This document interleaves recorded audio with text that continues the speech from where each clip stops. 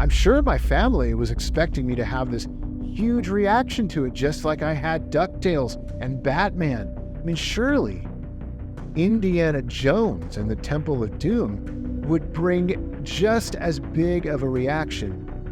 But as I opened up this game, the reaction from me that came was something that we would talk about for years and years to come. What's up, guys? It's your buddy Tyler coming at you with a brand new video here on My Retro Life. And was there ever a game in your life that, maybe your parents were really excited to get you, maybe an uncle, grandparent? The hope was there, the heart was there that they were going to buy you this game for your birthday or for Christmas. And as the family all sat around together, either by the Christmas tree or around your birthday party, they all looked with expectation, excited for you to open that gift. And you were less than enthused for what was inside. I had a reaction just like this when I was 4 years old, on my 4th birthday no less. When I was real little, I don't know what it was, but Indiana Jones was this larger-than-life hero on the big screen that just made such an impact on my young, impressionable mind. My favorite of all the Indiana Jones movies back then was Temple of Doom. It's crazy, too, because it was so dark, right? Well, I think I really latched onto it because of Ke-Huy Quan, who played Short Round. I related so much to this kid. I could imagine myself being on this adventure with Indiana Jones. Now, you think if you combine Indiana Jones with my other favorite thing at the time, the Nintendo Entertainment System, it would be a recipe for success, right? Well, Indiana Jones and the Temple of Doom was released by Tengen on the NES, which was basically Atari in disguise, trying to release NES games unlicensed, not going through the proper channels that they should have. Basically, what we have here is a port of an Atari arcade game that came out when the movie came out. And if you look at it like that, it's really not that bad. Before we ever owned Temple of Doom on the NES, we actually rented the game. I can remember playing the game with my mom and dad, huddled around our little television in the upstairs bedroom in my mom and dad's bedroom, and just trying to understand and get a grasp of what this game was. It was so unique and different for me, and I got some enjoyment out of watching my dad figure out how to do the minecart chase sequences.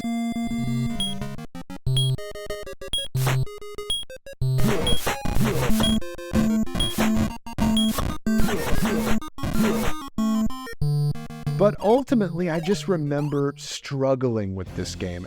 I felt like it was too difficult for me, that it really wasn't a game for me per se. Maybe it was more of a game for my dad. And so, flash forward a few months to April of 1990. You think when you're as old as him, you're gonna play all those video games too, like that? He'll probably win them all. By 1990, not only did I have a Nintendo Entertainment System, but so did my cousins. And together, the three of us were Nintendo maniacs. These boys? Yeah! These Nintendo boys? Yeah. The Nintendo boys? We lived and breathed 8-bits. And so going into that birthday, my parents, they really wanted to make sure I got some of the latest Nintendo games that I was really hoping for. Ninja Turtle play! Light mandate! Light and learn! Right off the bat, my mom and dad hit a home run with Batman 1989. Batman game! More Nintendo! Wow! Yeah! As I continued opening my presents, next up was DuckTales on the NES. What is it? What is it, Tyler? DuckTales game! For Mommy and Daddy? I was a huge DuckTales fan. And really, it's interesting because Scrooge McDuck was basically the cartoon version of Indiana Jones. Manny will win these off you by tomorrow. Yeah, I could win that today. Okay. Then there was one more video game that was wrapped for me to open on that birthday. It should have been in the shirt box. I'm sure my family was expecting me to have this huge reaction to it, just like I had DuckTales and Batman. But as I opened up this game, the reaction from me that came was something that we would talk about for years and years to come. What is it, Tyler? My arm, huh? Wow. He's got a good grip. Yeah, he's squeezing. He's got me. What? Indiana Jones. Wow, which one? Indiana Jones, the Temple of Doom game. Indiana Jones. That was my reaction. Why? Got me. What? Indiana Jones. Why did I react so poorly to getting Indiana Jones and the Temple of Doom? Now, some of you might be saying, well, it's because it was a terrible game. Yeah, it's understandable that the kid reacted the way he did, especially after getting DuckTales and Batman. Indiana Jones, the Temple of Doom game. Alright. So, why is it that I reacted the way I did? Well, here's what I think. Like I said before, I really thought this game was not a game for me. It was hard for me to play and understand. It felt more like a game for my dad, because he was the one that played it most when we rented it. And here's what I really think happened. My 4-year-old brain opened up that game. When I saw Indiana Jones and the Temple of Doom, I thought, and I can remember this, I actually do remember feeling this way, because we had rented it a few months prior. In my mind, this was a game that we already had at home and owned, and thus my parents were buying me a game that we already had. I felt like my parents were playing some sort of sick joke on me. What is this, Indiana Jones and the Temple of Doom? Don't we already have this game? I remember thinking, we own this game, it's at home. Indiana Jones. Indiana Jones. Yeah, I have this game. This is a game we have at home, right? I don't think my mom and dad knew that I felt like we already owned the game. To them, it probably seemed obvious. We rented it, we enjoyed it, now you get to own it. But that's not what was going through my young mind. Over the next several days, while we were on that trip and having a blast in New York with my cousins and my aunt and my uncle, my grandparents, such a great time filled with so many amazing NES games. I mean, we played so many Nintendo games that year, and I was introduced to so many of the games that became staples in my childhood. I have so much to be thankful for looking back at this footage that Dad recorded and remembering all the great times we had. It was such a memorable time of my life. And it's crazy to me that something so long ago, at such an early age, has lasted and stayed with me all these years. I have the footage to thank for that.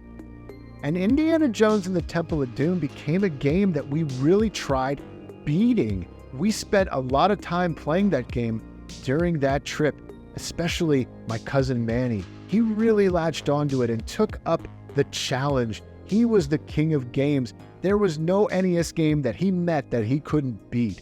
And this was one of them that he really wanted to beat. My dad was actually filming early one morning when all of us were sitting around the TV together playing Temple of Doom, and Manny had gotten very far into the game. Tyler, good morning. Can you tell Daddy a little update of what's going on? See, she went under the bridge and go to the guy, the hard guy. Manny's up to the bridge level? Yeah. What game is this, Manny? Indiana Jones. Indiana Jones? Yeah. And the Temple of Mikey's Doom! Come on, I'm dying to go get this. Get the jewels. But you need to get that guy. How?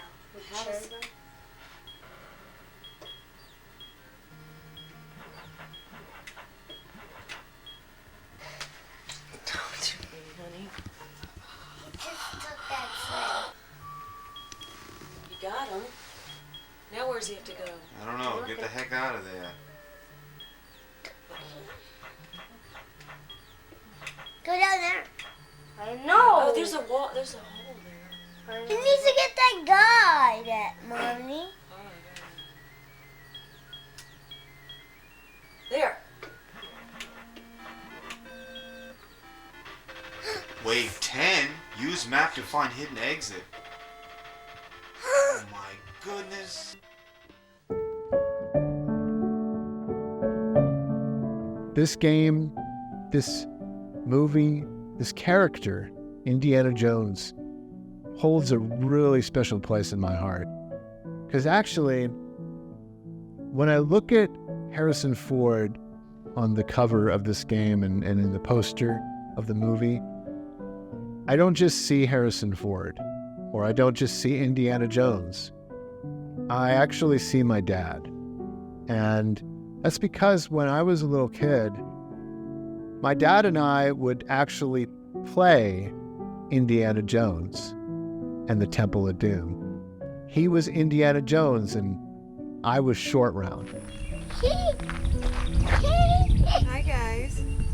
You having fun? And we would go on Indiana Jones adventures in our house. We would walk up the stairs together and he would act as if boulders were chasing us. And we'd go into my parents' bedroom and find the treasure that was my mom's jewelry box. And we would reenact scenes from the movie, and Dad was Indy and I was Short Round.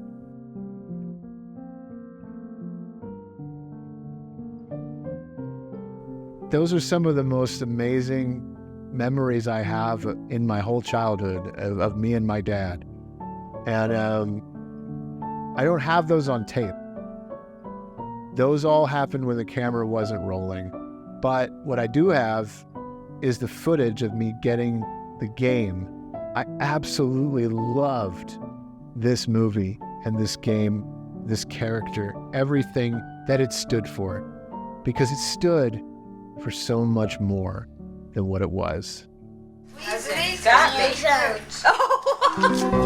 Well, that's about it, guys. I want to thank you all so much for watching this video. Thank you for coming along with me on this adventure to tell the story of how I got Indiana Jones and the Temple of Doom and why I did not want the game initially. When I first opened it and looked at the box, I thought it was a game that I already owned. If you guys have any kind of cool memories with Indiana Jones or NES games that maybe your family bought you that you had a bad reaction to, I'd love to hear about it in the comments below. If this is your first time here to the channel, please do subscribe. I love talking about my game crazy family and all of the amazing adventures that we shared, just like Indiana Jones and Short Round, with video games, so many of which were caught on tape by my dad. All right, well, until next time, guys, this is Tyler.